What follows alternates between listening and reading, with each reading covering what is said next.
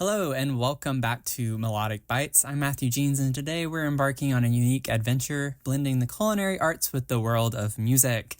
And I decided to not use my intro and outro that I had used for a couple episodes because, I don't know, it just wasn't vibing. It was too long. I didn't like it in the long run of things. So we're back to just being basic.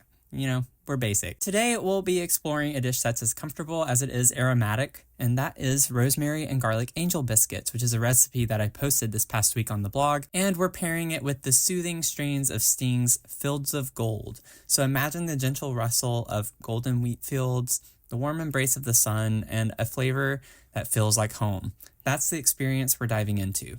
So, have you ever thought about how a song can enhance the taste of a dish, or how a particular flavor can bring a piece of music to life? That's the magic we're uncovering today, just like in every other episode, and trust me, it's not just about tantalizing your taste buds, it's about creating a symphony for your soul. And I don't know why I said that so ominously, but here we are. Now let's delve deeper into what sets these angel biscuits apart. Picture a standard biscuit in your mind. Now let's elevate that image.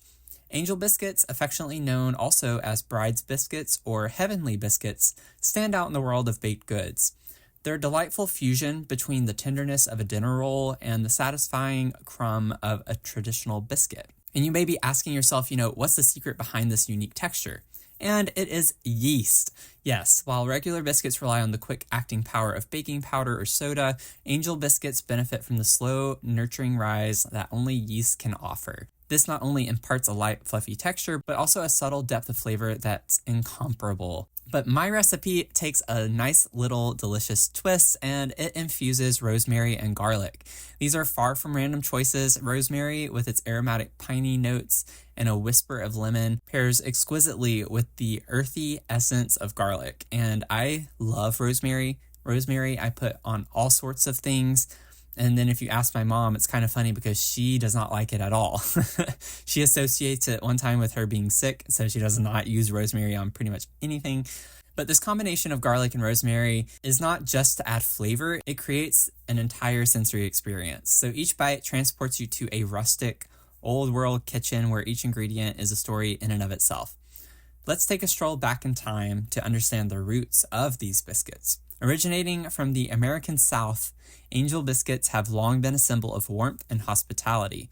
They graced tables at family gatherings, community events, and were particularly cherished as a symbol of a new beginning in wedding feasts, hence the name bride's biscuits. Envision a scene where the aroma of freshly baked biscuits, rich with butter, floats through the air, mingling with laughter and conversation. A tangible expression of love and care. But why rosemary and garlic? Well, each of these has a rich history in its own right. Rosemary, historically symbolizing remembrance and friendship, has been a mainstay in culinary and medicinal practices for centuries, and its fragrance alone is enough to evoke memories of past meals and gatherings.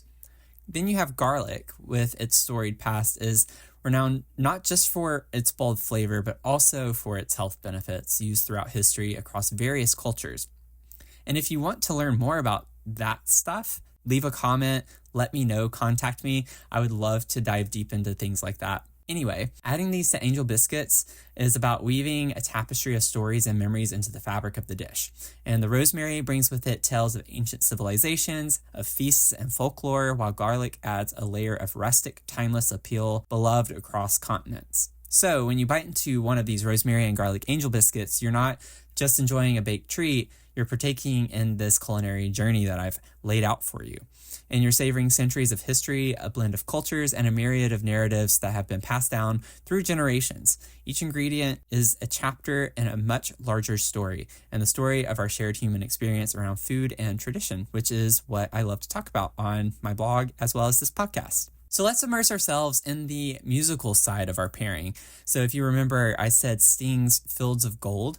This song is a rich tapestry of sound and emotion, weaving together a narrative that captures a dense sense of space, nostalgia, and natural beauty. I love saying that. I know I say it way too many times. I love weaving together this narrative between food and music. And so I will continue to say this multiple times. If you've not listened to Sting's Fields of Gold, pause the podcast, go listen to it for a couple of minutes, and then hop back on. That way we can go through this journey together. So first, let's consider the instrumentation. You have this gentle melody that's primarily carried by a softly strummed guitar, its rhythmic pattern steady and comforting, much like the reliable, heartwarming presence of a well-loved dish. And the acoustic guitar, with its organic, earthy sound, creates a rustic backdrop that perfectly complements the down-to-earth, wholesome nature of the Biscuits. So there's this intimacy in the guitar's timbre and a feeling of being at home that resonates with the homemade, handcrafted quality of the Rosemary and Garlic Angel Biscuits. Then you have Sting's voice, and this is another key element that adds a layer of warmth and depth to the music. And his soothing and expressive vocal delivery is like an aromatic waft of rosemary and garlic. It's very distinct, comforting, and deeply evocative. There's a certain texture in his voice, a graininess that aligns with the tactile experience of biting into a biscuit. The crisp exterior giving way to a soft, yielding interior. So yes, I got quite granular in my analysis, pun intended. I really think that you can overanalyze. I'm trying to use my gift of overanalyzing everything while I do these pairings because I'm trying to help people think about things at a very granular level whenever they're thinking about food and music. Like, I feel like generally people can be like, oh yeah, you can talk about food and music. They go hand in hand with a lot of things, but how are you analyzing that? And that's what I'm here to kind of push you all to do as listeners. And I would love to hear how you all are incorporating this type of granularity in your analysis. And I don't know why I'm sounding so formal right now with these words, but just have fun with it.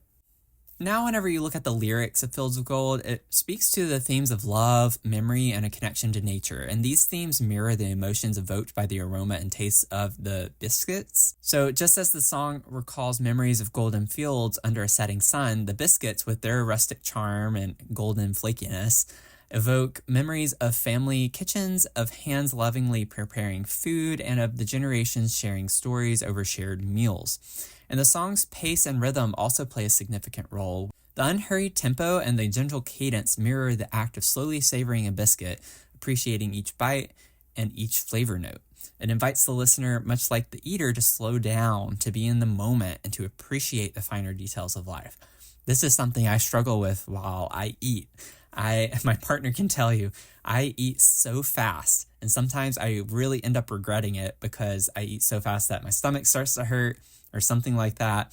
So really just try to savor it. Truly try to savor what you're eating and think about what you're eating. Don't just eat it mindlessly and be like, oh yeah, it tastes good. But really, why does it taste good? How does that bite make you feel? What does it make you think about? Whenever you clear your mind space and you're just focused on what you are doing in that moment of chewing your food, what are you thinking about? That is where you start to appreciate the finer details of life, like I mentioned.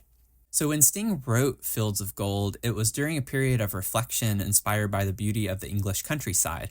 And this appreciation for the natural world and the simple joys it offers is a sentiment that aligns beautifully with the experience of enjoying food that's both comforting and familiar. So we've talked a lot about comfort foods, and I have a previous episode, it was 2 weeks ago, where I talked about the origins of comfort food, and we talked about shepherd's pie.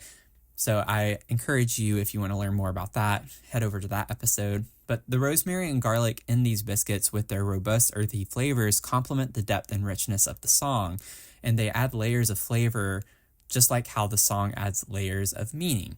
And in essence, this pairing of Fields of Gold with rosemary and garlic angel biscuits is an invitation to a timeless experience. It transcends the act of eating or listening. It's about engaging with the world in a more profound way. And the song, with its lyrical beauty and soothing melody, coupled with the biscuits' warm, fragrant, and full of flavor, creates a multisensory experience that's about more than just pleasure. It's about connection, and to the earth, to our past, connection to the people we share our meals and moments with. So as you listen to Fields of Gold and bite into a warm, fragrant biscuit, let yourself be transported.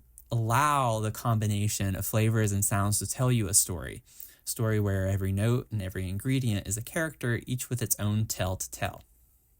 We've explored the individual allure of the rosemary and garlic angel biscuits and the tranquil beauty of Sting's Fields of Gold, but what unfolds when these two elements intertwine?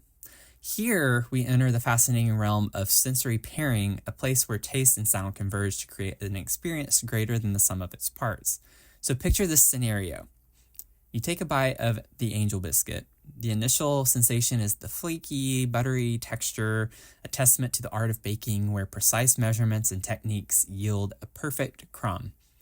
Then comes the aromatic burst of rosemary, which is an herb steeped in history and lore known for its fragrant piney scent with that slight hint of citrus. It's a flavor that speaks to ancient Mediterranean hillsides and has graced dishes for centuries. Next, the warmth of the garlic emerges, an ingredient revered not just for its bold taste, but for its extensive use in culinary traditions around the world. It brings a depth and heartiness to the biscuit, making each bite a rich, multi-layered experience. Now, as you're savoring these complex flavors, Fields of Gold begins to play. The melody, gentle and unwavering, the soft strumming of the guitar and Sting's evocative voice don't merely fill the background, they become part of the experience. It's as if the song's notes are meticulously crafted to enhance each aspect of the biscuit. The soothing rhythm may align with the comforting buttery layers, while the lyrical poignancy echoes the depth of flavor from the rosemary and garlic. But why does this pairing work so well? The answer lies in the science of our senses. Research in sensory science indicates that our perception of taste is influenced not only by our taste buds, but also by our other senses, including hearing. So the music we listen to can alter our perception of flavor.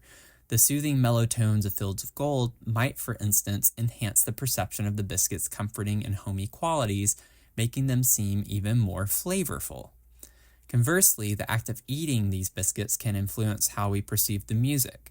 The robust, earthy flavors of rosemary and garlic might amplify the rustic, natural essence of the song, making it resonate more deeply with our sense of connection to the earth and the past.